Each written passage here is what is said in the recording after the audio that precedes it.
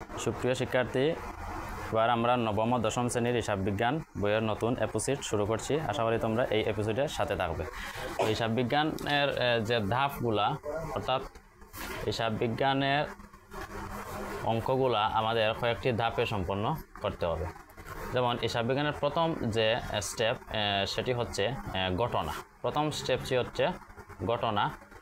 ঘটনা হতে আমাদের লেনদেনের সৃষ্টি হয়, তারপর ঘটনার পর লেনদেন, এবং লেনদেন হতে জাবেদা, লেনদেন হতে জাবেদা, জাবেদার পর খতিয়ান, এবং খতিয়ান হতে রেওয়ামিল। আর হিসাব বিজ্ঞানের সর্বশেষ যে ধাপটি সেটি হচ্ছে আর্থিক বিবরণী। এই স্টেপগুলো অনুসরণ করে আমাদের অঙ্কগুলা সমাধান করতে হবে।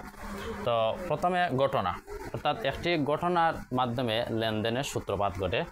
ঘটনার থেকে লেনদেনের তৈরি হয় এবং লেনদেনগুলা জাবেদায় প্রথমে লিপিবদ্ধ করতে হয়, এবং জাবেদা হতে খতিয়ান, খতিয়ান হতে রেওয়ামিল, এবং রেওয়ামিল হতে সর্বশেষ যে হিসাব সেটি হচ্ছে আর্থিক অবস্থার বিবরণী, আর্থিক অবস্থার বিবরণী।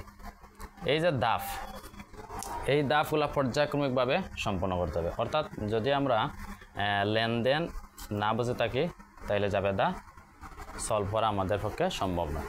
আবার জাবেদা যদি আমরা পূর্ণাঙ্গভাবে না শিখি তাহলে খতিয়ান করা সম্ভব নয়। এ কারণে প্রত্যেকটি ধাপ আমাদের পুঙ্খানুপুঙ্খভাবে এবং স্পষ্টভাবে ধারণা থাকতে হবে, তবে আমরা একটি ধাপের পর আরেকটি ধাপ অতি সহজে অঙ্কগুলো সমাধান করতে পারবো। যেমন প্রথম যে স্টেপ সেটি হচ্ছে ঘটনা। ঘটনার দ্বারা লেনদেনের সূত্রপাত ঘটে। এবার ঘটনাগুলো কি? যেমন হিসাব বিজ্ঞানের লেনদেনের পাঠের একটি বাক্য রয়েছে যে সকল লেনদেন ঘটনা, সকল লেনদেন ঘটনা, কিন্তু সকল ঘটনা লেনদেন নয়। সকল লেনদেন ঘটনা কিন্তু সকল ঘটনা লেনদেন নয়, লেনদেন নয়। এই যে একটি বাক্য, এই বাক্যের ব্যাখ্যাটি হচ্ছে যে আমরা প্রতিনিয়ত ব্যবসা যে ধরনের লেনদেন সংগঠিত হচ্ছে বা সেগুলোকে আমরা ঘটনাও বলতে পারি, আবার লেনদেনও বলতে পারি। তবে সকল লেনদেনকে আমরা ঘটনা বিবেচনা করতে পারি, কিন্তু সকল ঘটনাকে লেনদেন বিবেচনা করা হয় না। যেমন প্রথম অবস্থায় হিসাব বিজ্ঞানের যে অঙ্ক, এই অঙ্কগুলো আমাদের করতে হলে একটি কনসেপ্ট প্রয়োজন। অর্থাৎ আমরা এই হিসাব বিজ্ঞানকে ব্যবসার ভাষা বলা হয়, হিসাব বিজ্ঞানকে ব্যবসার ভাষা বলা হয়। এটি একটি ইম্পর্টেন্ট এমসিকিউ, অর্থাৎ পরীক্ষাতে এমসিকিউটি বারবার এসে থাকে যে হিসাব বিজ্ঞানকে কিসের ভাষা বলা হয়? হিসাব বিজ্ঞান হচ্ছে ব্যবসার ভাষা। আমরা যখন কোনো অঙ্ক সমাধান করব বা হিসাব বিজ্ঞানের যে কনসেপ্টগুলা, এই কনসেপ্টগুলা হচ্ছে যে আমরা অঙ্ক করার সময় কখনো মালিক হিসাবে অঙ্ক করব না, আমরা কখনো মালিক হিসাবে অঙ্ক করব না।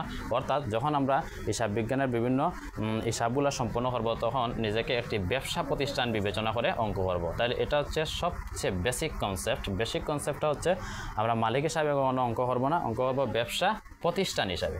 তো যখন আমরা ব্যবসা প্রতিষ্ঠান হিসাবে অঙ্ক করব তখন আমরা সম্পূর্ণভাবে মালিক এবং ব্যবসা প্রতিষ্ঠানকে আলাদা দুইটি সত্তা বিবেচনা করব। অর্থাৎ ব্যবসা প্রতিষ্ঠান নিজে হচ্ছে একটি কৃত্রিম ব্যক্তিসত্তার অধিকারী। তাইলে ব্যবসা প্রতিষ্ঠান এবং মালিক দুইটি হচ্ছে সম্পূর্ণ আলাদা সত্তা। এই কনসেপ্টগুলা যদি আমাদের ক্লিয়ার ধারণা থাকে তাইলে আমরা যে হিসাব বিজ্ঞানের যে অঙ্কগুলা রয়েছে বা যে লেনদেনগুলা রয়েছে এই অঙ্কগুলা আমরা অতি সহজে সলভ করতে পারবো যদি আমাদের কনসেপ্ট সম্পর্কে ধারণা থাকে। তাহলে প্রথম যে কনসেপ্টটা হচ্ছে আমরা যখন অঙ্ক করবো তখন মালিক হিসাবে অঙ্ক করবো না, আমরা ব্যবসা প্রতিষ্ঠান বিবেচনা করে অঙ্ক করবো, এবং মালিক এবং ব্যবসা প্রতিষ্ঠান দুইটি সম্পূর্ণ আলাদা সত্তা, দুইটি সম্পূর্ণ আলাদা সত্তা। তাইলে এই যে সকল লেনদেন ঘটনা কিন্তু সকল ঘটনা লেনদেন নয়, এটির একটি উদাহরণ হচ্ছে যে ব্যবসার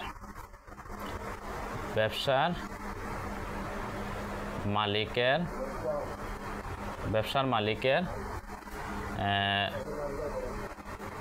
ব্যক্তিগত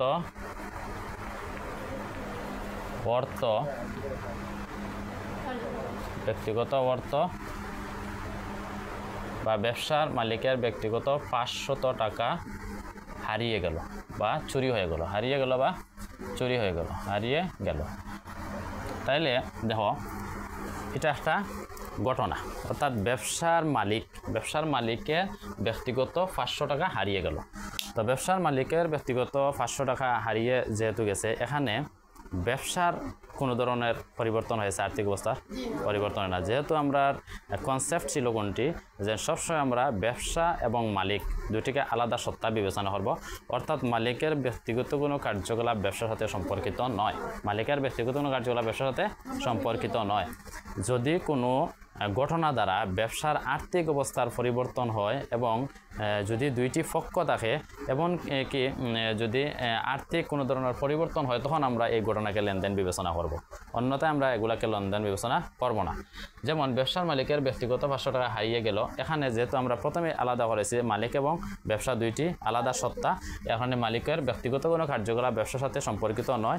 যেহেতু মালিকের কোনো কার্যকলাপ ব্যবসার সাথে সম্পর্কিত নয়, সেহেতু সেটি লেনদেন নয়, সেটি লেনদেন নয়। যেহেতু লেনদেন নয়, কিন্তু এটিকে ঘটনা বিবেচনা করা হয়, এটি একটি ঘটনা, কিন্তু এটা কি নয়, লেনদেন নয়। তাইলে দেখো সকল ঘটনা লেনদেন নয়, সকল ঘটনা লেনদেন নয়, কিন্তু প্রত্যেকটি লেনদেনকে একটি ঘটনা বিবেচনা করা হয়। যেমন যদি আমরা লিখি যে ব্যবসার ক্যাশ বাক্স হতে 500 টাকা চুরি হয়ে গেল, 500 টাকা চুরি হয়ে গেল। তাহলে ব্যবসার ক্যাশ বাক্স হতে 500 টাকা যখন চুরি হলো, তখন ব্যবসার আর্থিক অবস্থার পরিবর্তন হয়েছে, অর্থাৎ এই 500 টাকা ব্যবসার কী হয়েছে, ক্ষতি হয়েছে। কী হয়েছে?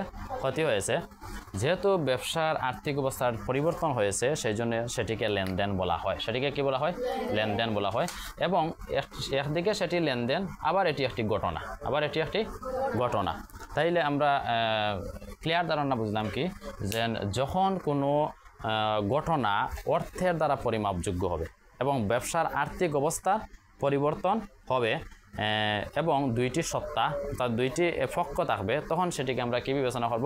লেনদেন বিবেচনা করব। এবং প্রত্যেকটা লেনদেনকে আবার কি বিবেচনা করব? ঘটনা বিবেচনা করব।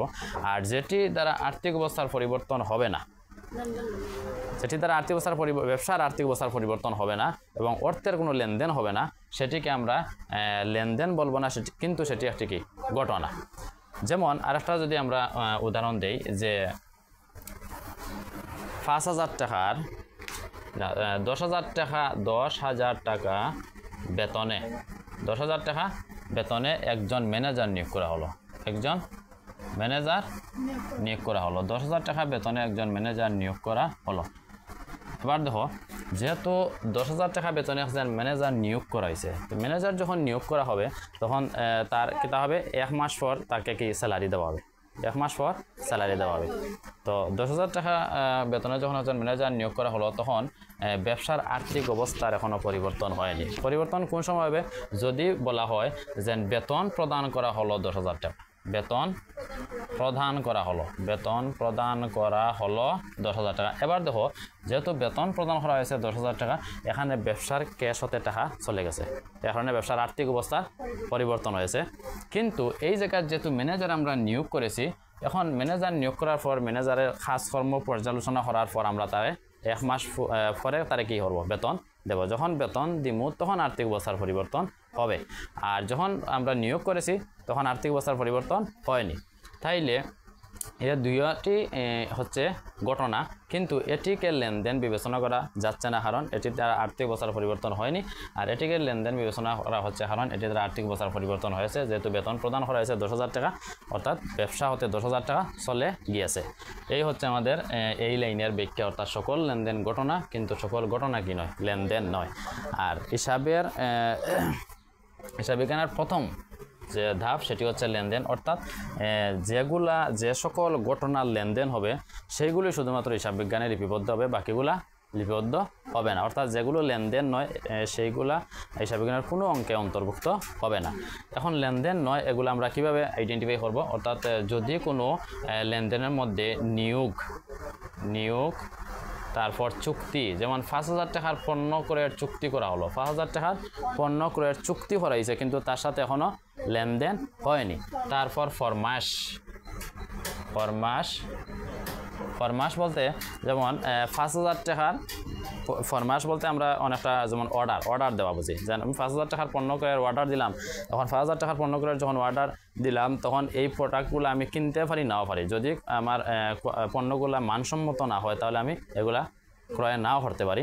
যেহেতু ফরমাস দিছি, যখন আমি পণ্যটা হাতে নিয়ে তাকে টাকা প্রদান করবো তখন গিয়ে কী হবে, লেনদেন হবে, অন্যথায় এগুলা কী হবে না, লেনদেন হবে না। তাইলে নিয়োগ চুক্তি, ফরমাস, তারপর মালিকের ব্যক্তিগত কোনো কার্যকলাপ, মালিকের ব্যক্তিগত কোনো কার্যকলাপ, অর্থাৎ মালিকের ছেলের জন্মদিনে 5,000 টাকা খরচ করা হলো, মালিকের ছেলের জন্মদিনে 5,000 টাকা খরচ করাইছে, এখানে ব্যবসার আর্থিক অবস্থার কোনো পরিবর্তন হয়নি। কিন্তু যদি এভাবে থাকতো যে মালিকের ছেলের জন্মদিনে ব্যবসা হতে 5,000 টাকা খরচ করা হলো, যদি ব্যবসা হতে 5,000 টাকা খরচ করা হতো তাহলে ব্যবসার আর্থিক অবস্থার পরিবর্তন হইতো। কিন্তু যেহেতু এটা হয়েছে মালিকের ছেলের জন্মদিনের 5,000 টাকা খরচ করা হইব, এটা ব্যবসা রিলেটেড নাই। কিন্তু এভাবে যদি থাকতো যে মালিকের ছেলের জন্মদিনের 5,000 টাকা ব্যবসা হতে খরচ করা হলো, তখন কি হইল না, লেনদেন হইল না। তাইলে এই হচ্ছে আমাদের লেনদেনের কনসেপ্ট। এবার দেখো যে কিছু প্রথম কাজ হচ্ছে লেনদেন। লেনদেন যখন যে সকল ঘটনা লেনদেন হবে সেগুলো আমরা অন্তর্ভুক্ত করবো এবং এগুলো দ্বারা আমরা পরবর্তী স্টেপের অঙ্কগুলো সমাধান করব। এবার যে কিছু কনসেপ্ট আমাদের মনে রাখতে হবে। প্রথমে আমি বলেছিলাম যে মালিক এবং ব্যবসা সম্পূর্ণ কি আলাদা বিষয়, অর্থাৎ মালিক এবং ব্যবসা এটা হচ্ছে আলাদা বিষয়। তাইলে মালিক এবং ব্যবসা যেহেতু আলাদা বিষয়, দুইটি কৃত্রিম আলাদা সত্তা। মালিক ব্যবসা হচ্ছে কৃত্রিম ব্যক্তি সত্তা আর মালিক হচ্ছে আলাদা সত্তা। তাইলে যখন মনে করো এটা এই জিনিসটা এই কনসেপ্টটা একটু বোঝার দরকার যে ব্যবসার সাথে মালিকের সম্পর্ক কি।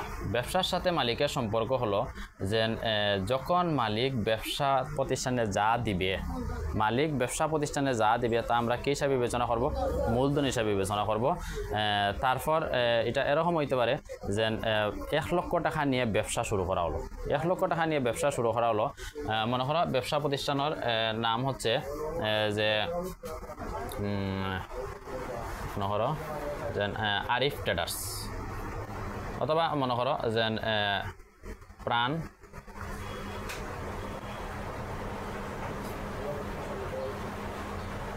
আচ্ছা আরিফ ট্রেডার্স থেকে ব্যবসা প্রতিষ্ঠানের নাম কি আরিফ ট্রেডার্স। এখন এই যে আরিফ ট্রেডার্স এবং ব্যবসা প্রতিষ্ঠানের মালিক হচ্ছেন জামাল, মনে করো জামাল, এবং তার ছেলের নাম মনে করো আরিফ, অর্থাৎ ছেলের নামে কি করেছেন ব্যবসা প্রতিষ্ঠান খুলেছেন। তো এই যে আরিফ ট্রেডার্স এটা হচ্ছে ব্যবসা প্রতিষ্ঠানের নাম এবং এটি হচ্ছে ব্যবসা প্রতিষ্ঠান, কিন্তু মালিক হচ্ছেন হে জামাল, অর্থাৎ তার ছেলের নামে ব্যবসা প্রতিষ্ঠান ওপেন করেছেন। তো যখন আরিফ ট্রেডার্স হচ্ছে একটা কৃত্রিম ব্যক্তি সত্তা, আরিফ ট্রেডার্স হচ্ছে একটি কৃত্রিম, যদিও ব্যক্তি নাই কিন্তু ব্যক্তির ন্যায় আচরণ করে, আর জামাল তো এমনি ব্যক্তি। তাইলে জামাল অথবা মনে করো আর একজন ধরো আলম, অর্থাৎ দুইজনে মিলিয়ে তারা কী করেছে একটা ব্যবসা প্রতিষ্ঠান খুলছে, ব্যবসা প্রতিষ্ঠানের নাম হচ্ছে আরিফ ট্রেডার্স। তাইলে এই যে দুইজন, তাহলে মালিক কয়জন, দুইজন, এবং ব্যবসা প্রতিষ্ঠানের নাম হচ্ছে আরিফ ট্রেডার্স। এখন এই দুইজনে যখন ব্যবসা প্রতিষ্ঠানে কোনো অর্থ প্রদান করবে তখন সেটিকে কী বিবেচনা করাবে, মূলধন বিবেচনা করবে, এবং এই দুইজন তখন ব্যবসা প্রতিষ্ঠানে কোনো অর্থ নিয়ে নিবে তখন তাকে কি বিবেচনা, উত্তোলন বিবেচনা করা হবে। তাইলে ব্যবসার সাথে মালিকের সম্পর্ক দুইটি, অর্থাৎ যা দিবে তাকে মূলধন এবং যা নিবে তাকে উত্তোলন। এবার দেখো যেহেতু এই দুইটা সম্পর্ক ব্যবসার সাথে আছে মালিকর, আবার আরেকটা আছে, এই কনসেপ্টগুলো আমরা বুঝতে হবে। এবং আরেকটাই হচ্ছে যে আমরা যখন অঙ্ক করবো তখন কী হিসাবে অঙ্ক করবো, ব্যবসা প্রতিষ্ঠান হিসাবে অঙ্ক করবো, এই চারটি। আবার আরেকটা বিষয় আছে যে পণ্য ক্রয় করার সময়, পণ্য যখন ক্রয় করবো, অর্থাৎ পণ্য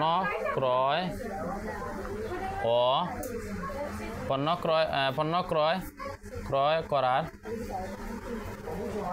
বেলা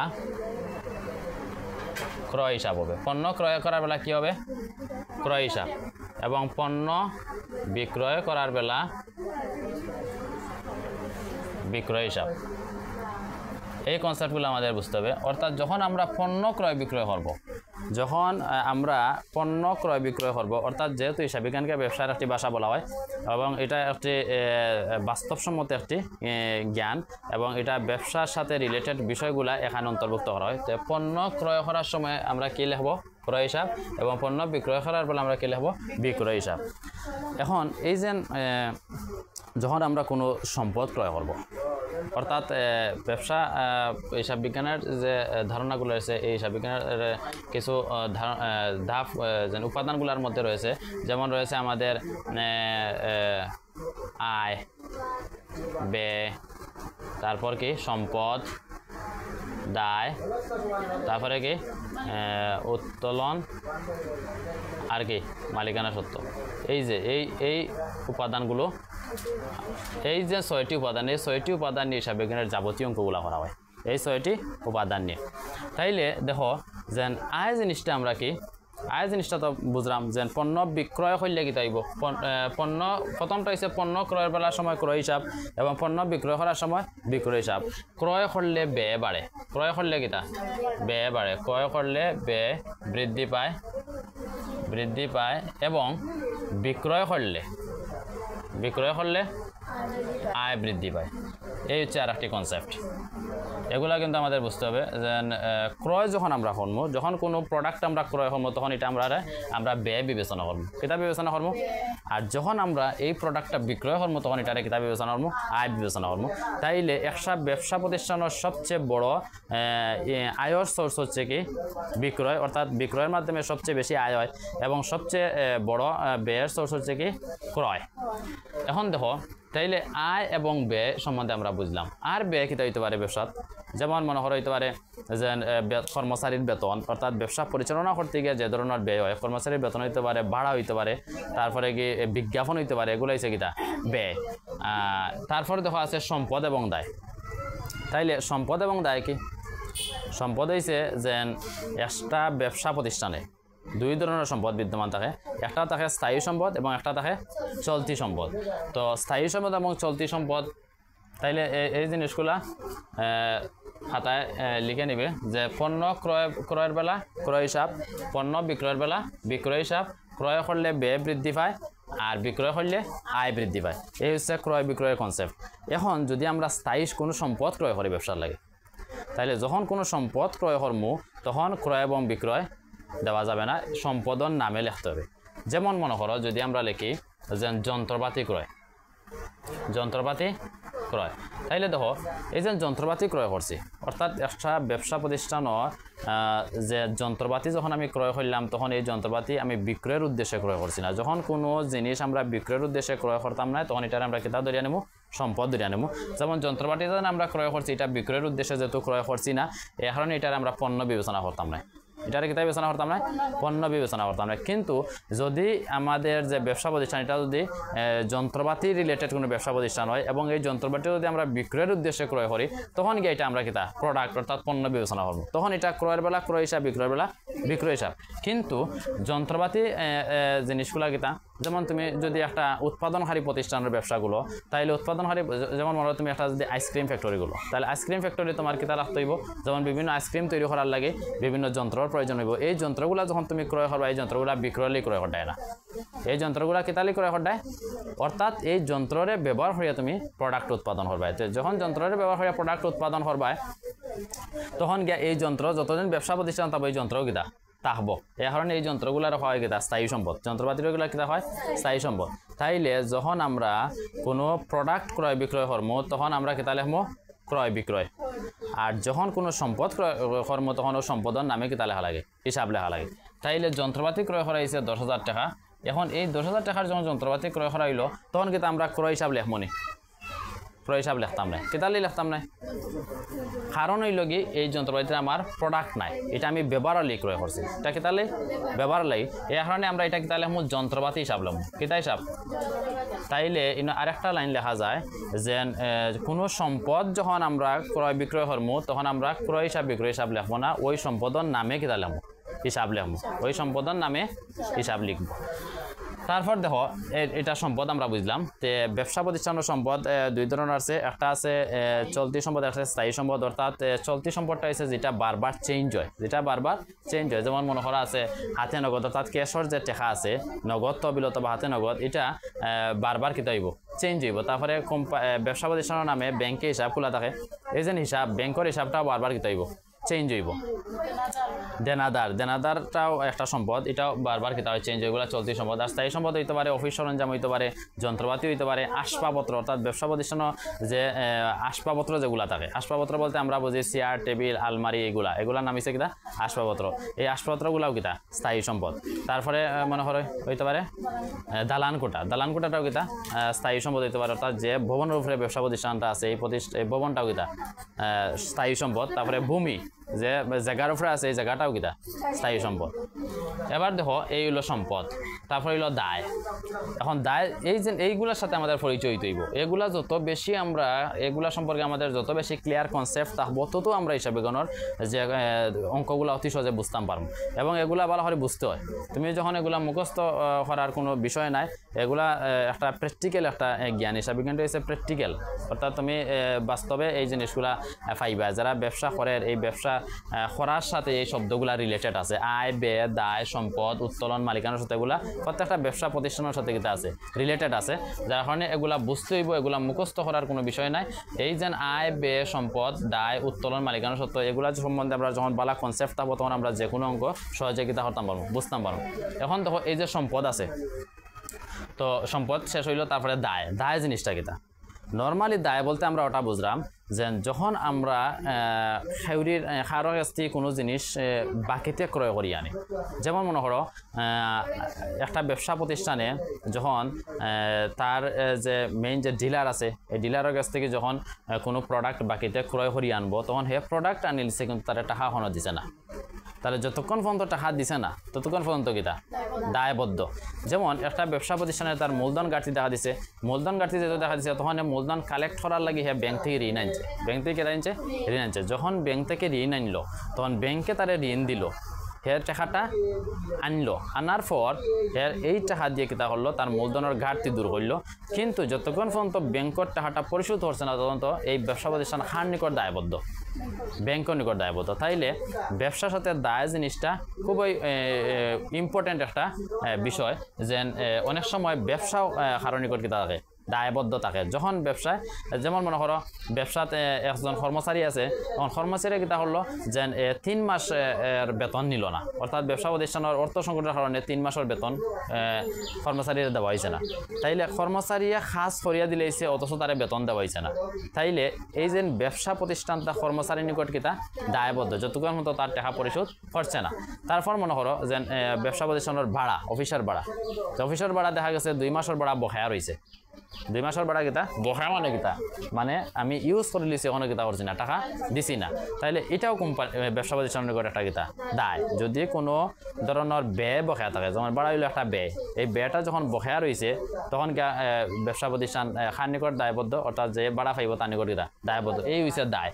তারপর মনে করো উত্তোলন জিনিসটা কিতা, উত্তোলন হয়েছে অর্থাৎ মালিকে ব্যবসা হতে যা নিব তা কিতা উত্তোলন, মালিকের ব্যক্তিগত প্রয়োজনে ব্যবসা থেকে যা নিব তা হয়েছে উত্তোলন। তাহলে উত্তোলন এবং মূলধন সম্পর্ক হার লগে মালিকের লগে, অর্থাৎ ব্যবসা প্রতিষ্ঠানের মালিকে যা দিব তা মূলধন এবং যা নিব তা কিতা উত্তোলন। আর মালিকানা সত্ত্ব জিনিসটা কিতা, মালিকানা সত্ত্ব হইল যে ব্যবসার যে মোট সম্পদ আছে এই সম্পদের তৃতীয় পক্ষের পাওনা বাদ দেওয়ার পরে যে সম্পদ তাকে এই সম্পদটারে আমরা কিতাব বিবেচনা করি, মালিকানা সত্ত্ব বিবেচনা করি। যেমন মালিকানা সত্ত্ব, তাইলে এটা আমরা বুঝছি আয়, ব্যয়, সম্পদ, দায়, উত্তোলন, মালিকানা সত্ত্ব। এবার দেখো যেহেতু আমরা আরও কিছু এগুলো তোমরা লিখে নিবা, যে পণ্য ক্রয় বেলার সময় ক্রয় হিসাব, পণ্য বিক্রয় বেলার সময় বিক্রয় হিসাব, ক্রয় করলে ব্যয় বৃদ্ধি পায়, বিক্রয় করলে আয় বৃদ্ধি পায়। আর কোনো সম্পদ ক্রয় বিক্রয়ের সময় সম্পদের নামে হিসাব লিখতে হবে। আর একটা লাইন হচ্ছে কি, কোনো সম্পদ যখন আমরা ক্রয় বিক্রয় করবো, কোনো সম্পদ ক্রয় ও বিক্রয় করলে, কোনো সম্পদ ক্রয় ও বিক্রয় করলে উক্ত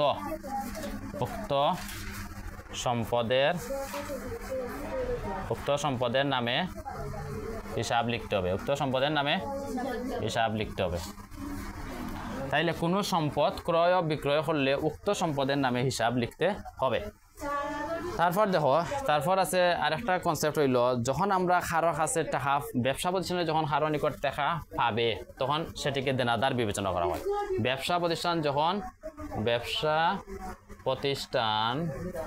যখন তোলা লিখে নাও, ব্যবসা প্রতিষ্ঠান যখন কারো নিকট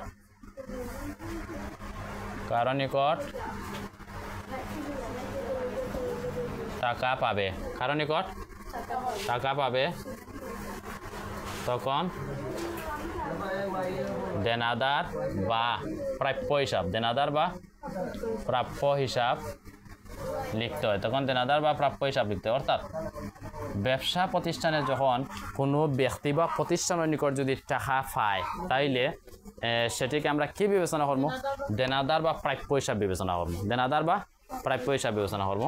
আর ব্যবসায় যখন কারোর নিকট, ব্যবসা প্রতিষ্ঠান যখন কারোর নিকট টাকা পাবে, তখন দেনাদার বা প্রাপ্য হিসাব বিবেচনা করবো। আর ব্যবসার নিকট যদি কেউ পায়, ব্যবসা প্রতিষ্ঠানের নিকট যদি কেউ পায়, ব্যবসা প্রতিষ্ঠানের নিকট, ব্যবসা প্রতিষ্ঠানের নিকট যখন অন্য কেউ টাকা পাবে, অন্য কেউ টাকা পাবে, তখন পাওনাদার বা প্রদেয় হিসাব লিখতে হয়। তখন পাওনাদার বা প্রদেয় হিসাব লিখতে হবে। তাইলে দেখো, ব্যবসা প্রতিষ্ঠানে যখন কারো নিকট টাকা পাইব, তখন সেটা দেনাদার হিসেবে বিবেচিত হইব, দেনাদার বা প্রাপ্য হিসাব। প্রাপ্য মানে টাকা পাইব, প্রাপ্য মানে টাকা পাইব। তাইলে ব্যবসা প্রতিষ্ঠান যখন কারো নিকট টাকা পাবে, তখন দেনাদার বা প্রাপ্য হিসাব লিখতে হবে। আর ব্যবসা প্রতিষ্ঠানের নিকট যদি অন্য কেউ টাকা পায়, ব্যবসা প্রতিষ্ঠানের নিকট, যেমন একটা যদি উদাহরণ লিখি, যে কামালের নিকট হতে বাকিতে পণ্য ক্রয় 10,000 টাকা। কামালের নিকটতে বাকিতে পণ্য ক্রয় 10,000 টাকা। এবার দেখো, কামালের নিকটতে বাকিতে পণ্য ক্রয় করাইছে 10,000 টাকা। তাইলে কামালের কাছ থেকে ব্যবসা প্রতিষ্ঠানে পণ্য ক্রয় করিয়ে আনছে, কিন্তু তার এখনো কেতা করছে না, টাকা দিছে না। যেহেতু টাকা দিছে না, তাইলে ব্যবসা প্রতিষ্ঠান কার নিকট দায়বদ্ধ? কামালের নিকট দায়বদ্ধ।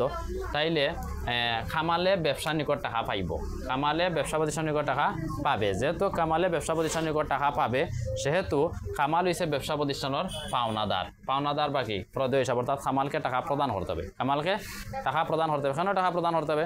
যেহেতু কামালের নিকটতে আমরা প্রোডাক্ট ক্রয় করেছি, কামালের নিকটতে টাকা প্রোডাক্ট কি করেছি? ক্রয় করেছি, কিন্তু তাকে এখনো টাকা দেয়নি। যেহেতু টাকা দেয়নি, তাহলে টাকা দিতে হইবে। এখন এটা হয়েছে প্রদেয়। টাকা যদি খেউরিটা দিতে হয়, তখন এটা কিতা? প্রদেয়। অর্থাৎ হয়েছে একটা দায় ব্যবসা প্রতিষ্ঠান। যখন তো টাকা দিছে না, তখন তো কিতা? ব্যবসা দায়বদ্ধ, ব্যবসা দায়বদ্ধ। আবার যদি এটা ওরকম থাকতো যে কামালের নিকট বাকিতে পণ্য বিক্রয়, কামালের নিকট বাকিতে পণ্য বিক্রয় করাইছে, কামালের নিকট বাকিতে পণ্য বিক্রয়, কামালের নিকট বাকিতে যেহেতু পণ্য বিক্রয় করাইছে 10,000 টাকা। এখন দেখো, কামালের নিকট আমরা পণ্য বিক্রয় করছি, কিন্তু তার কাছ থেকে এখনো টাকা পাই নাই। কামালের নিকট বাকিতে পণ্য বিক্রয় করেছি, কিন্তু টাকা এখনো পাই নাই। তাহলে টাকাটা পাইমু, যেহেতু ব্যবসা প্রতিষ্ঠানে টাকাটা পাইব, এখন এটা প্রাপ্য হিসাব। এটার নাম কিটা? তাইলে খেউরির নিকট যদি ব্যবসা প্রতিষ্ঠানে টাকা পায়, তখন এটা প্রাপ্য হিসাব অথবা দেনাদার হিসাব। এটা হলো ব্যবসার সম্পদ, এটা হলো ব্যবসার সম্পদ, এবং এটা চলতি সম্পদ। কেন চলতি সম্পদ? কারণ এই টাকা সে দীর্ঘ সময় নিয়ে বসিয়া থাকতো না, প্রতিনিয়ত ব্যবসার সাথে কিতা করবো? অর্থাৎ লেনদেন করবো। অর্থাৎ আইস টাকা দিব, খাইলে আবার বাকিত নিব, আবার টাকা দিব, আবার বাকি নিব। এই কারণে তার ব্যবসার সাথে কন্টিনিউ একটা কিতা সম্পর্ক তৈরি হইব। তো দেনাদার এবং পাওনাদারে ব্যবসার সাথে কিতা করে? কন্টিনিউ সম্পর্ক তৈরি করে বোঝায়। দেনাদার এবং পাওনাদার হচ্ছে চলতি। অর্থাৎ পাওনাদার হচ্ছে চলতি দায়, আর দেনাদার হচ্ছে চলতি সম্পদ।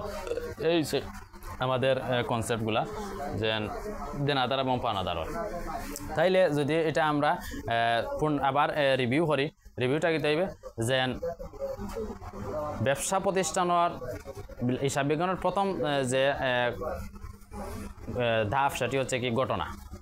এবং এই ঘটনাগুলো যখন অর্থের মাপকাঠিতে পরিমাপযোগ্য হয় এবং ব্যবসার আর্থিক অবস্থার পরিবর্তন হয়, তখন আমরা কিতা বলি? লেনদেন বলি। এবং এই লেনদেন, আমরা লেনদেন থেকে আমাদের আইডেন্টিফাই করতে হয় আয়, ব্যয়, সম্পদ, দায়, উত্তোলন, মালিকানা সত্ত্ব। এগুলো আমরা লেনদেন হতে কিতে করতে হয়? আইডেন্টিফাই করতে হয়। এবং যখন আমরা লেনদেনগুলা থাকি এই আয়, ব্যয়, সম্পদ, দায়, উত্তোলন আইডেন্টিফাই করতে পারবো, তখন এই লেনদেনগুলো আমরা কিসে রূপান্তর করবো? জাবেদায় রূপান্তর, অর্থাৎ জাবেদায় লিপিবদ্ধ করবো। তাহলে জাবেদায় লিপিবদ্ধ করতে হইলে আমাদের এই কনসেপ্টগুলো সম্বন্ধে ধারণা থাকতে হইব। অর্থাৎ লেনদেন থেকে আমরা এই কনসেপ্টগুলো সম্বন্ধে, একটা লেনদেনের দুইটা পক্ষ থাকে, একটা লেনদেনের দুইটি পক্ষ থাকে।